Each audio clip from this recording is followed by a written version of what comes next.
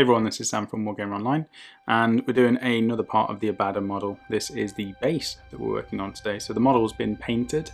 The premium video is showing how to paint this entire model. So if you've got a premium subscription on WargamerOnline.com, you'll be able to see the whole video and how I painted this. But the bit that isn't on there is how we actually did the base. And it's really straightforward to do. You can batch these. You can do hundreds of them very quickly using one product in particular, and I tend to use this whenever I start an army. My Space Wolves are done with it. I'll be probably doing my Beastmen army using this product as well, but it's amazing and it's so fast to do. You can get a nice grungy, dark, grim look to a base, and it's so easy to do. That's the thing. It's cheating. It's basically the Agrex Earthshade of AK Interactive products. It's my favourite one, so I'm going to share with you what I've actually used on this, and hopefully it will help you out.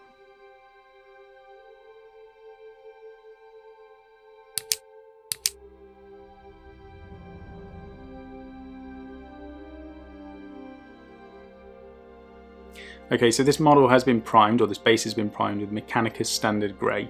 Now, the reason I've done that is because it's easy for me to do. If I've got 100 bases lined up, I put them on a bit of wood or cardboard, and I use double-sided sticky tape to put down a whole army's worth of bases in one go, and I literally just spray them all with Mechanicus Standard Grey. So as this is an urban base, there is obviously a lot of rubble on here. Depending on what sort of base you've got, you might have some metallic grates or some railings or whatever, and all you need to do is just paint all of the base colours for that. So for this I'm using lead belcher. I'm painting all of these little metallic slabs, and I've got the pipes to do, and then I've got that little grill, but I'm keeping it quite simple. I'm just chucking lead belcher on it. You can see I'm not even being neat. I'm not too worried about the fact that there is going to be some grey in between the silver plates, because it doesn't matter. When it comes to dry brushing it will blend all of these together and it won't be an issue whatsoever. We're also going to use a wash which will darken all of these recesses, and it will make it so that you don't have to be neat, and to be fair, that's going to speed up the actual painting of all of these bases as well.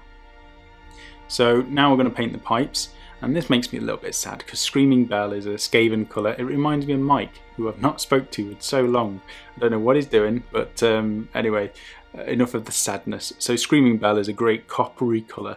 Now I'm just going to paint the pipes with this. Again, I'm not being neat. I'm using a massive brush that's quite old. This is a broken toad brush, which has served me well, but it's on its last legs at the moment. So I'm just painting inside the pipes here. I'm making sure that it's inside there. That's the only thing that I basically want to make sure is done, because the worst thing that will happen is you'll just have a bit of grey on the inside of a pipe and it just looks wrong. We're going to put some like browns, and you can put some sludge in there if you want to, but I'm just painting the entire thing with this coppery colour. Okay, now this step you can do. I generally do all the dry brushing and then I put this wash on afterwards, but I'm going to show you what it looks like if you do it beforehand. And this is my favourite mix. This is what I use on so many models. You mix magic with magic with magic. So that is Norn Oil, Agrex Earthshade and Larmian Medium. And I put this on so many different models, but you can see how it flows. Look at that, it's beautiful. It flows into all of the recesses. It doesn't leave watermarks, and it just shades the entire model. Now we're going to dry brush it to do the highlighting next. But what I generally do is spray it with Mechanicus, paint your base colours, and then dry brush the entire base. And once that's been done, I cover it in this wash, which blends all of your highlights together. So depending on whether you want a very bright, contrasty base or whether you want something that's blended together, will determine when you want to put this wash on. So if you want it to stand out a little bit more, do it this way. If you want the base to blend, put the wash on after you've done the dry brushing. And that's the two differences. So once this has been applied and it's fully dried, we're going to start dry brushing. And we're going to start using Dawnstone, and being quite rough with this. It doesn't really matter that we're getting onto the silver areas or the copper areas or anything. We're just going to dry brush the entire model.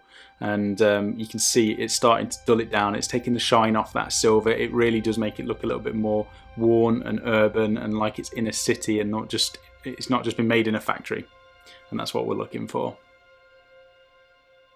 You can see all of that wash has now settled into those recesses, and it really does make it look awesome. I just love that wash, and I think everybody should make a pot of that mix.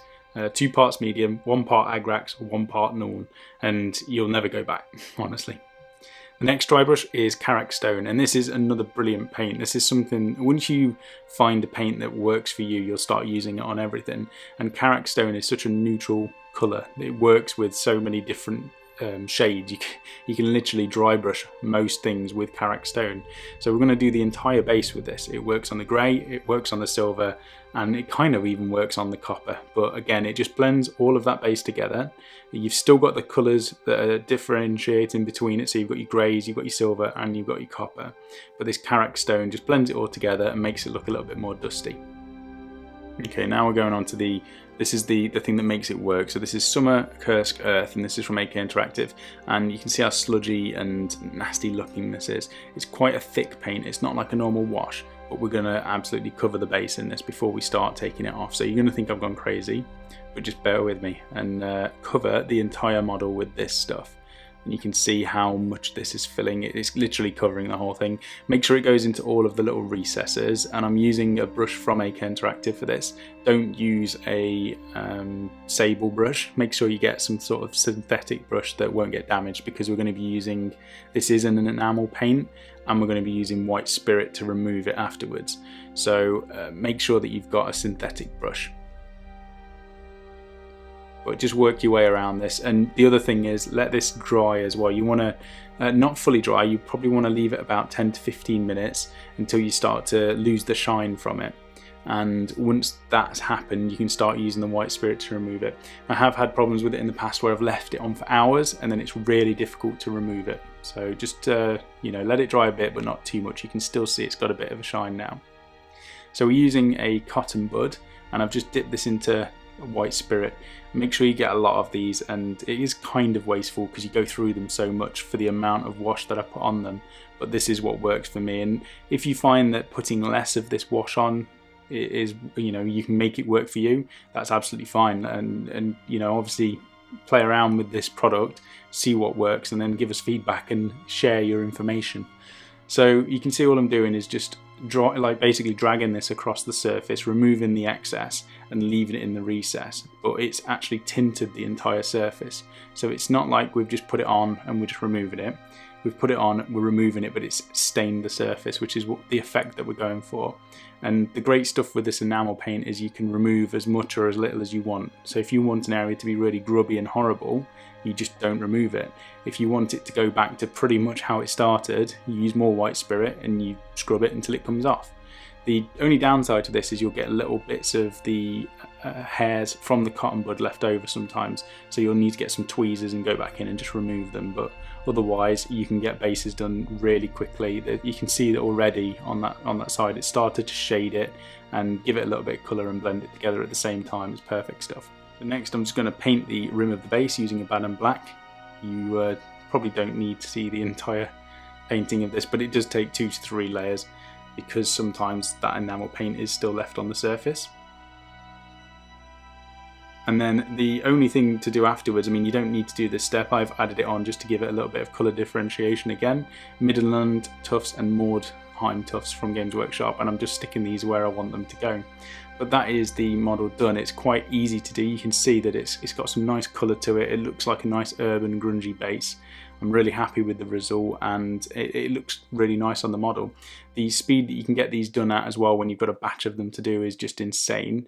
So hopefully this has helped you, and you'll be able to try this product out and pick it up on eBay or from AK Interactive or wherever you can pick it up from. It's just a brilliant product to use. So thanks for watching. Give us a like if this has helped you, and subscribe to the channel if you haven't already. And I'll see you next time.